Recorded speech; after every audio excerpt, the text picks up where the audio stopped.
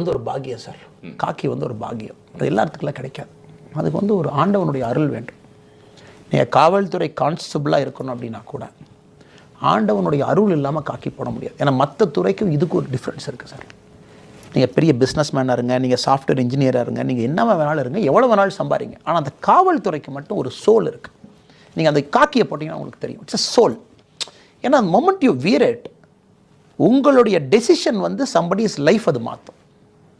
ஒரு சின்ன குழந்தை, ஒரு ஸ்கூல் பிரச்சனை நீங்கள் சரியாக ஹேண்டில் பண்ணால் ஒரு சமுதாயத்தையே மாற்ற முடியும். ஒரு கான்ஸ்டபிள், ஒரு எஸ்ஹெச்ஓ, ஸ்டேஷன் ஹவுஸ் ஆஃபீஸர் ஒரு பேப்பர் எடுத்து போய் ஸ்கூலுக்கு போய் ஒரு பிரச்சனையை சரி பண்ணிட்டு வருவான்.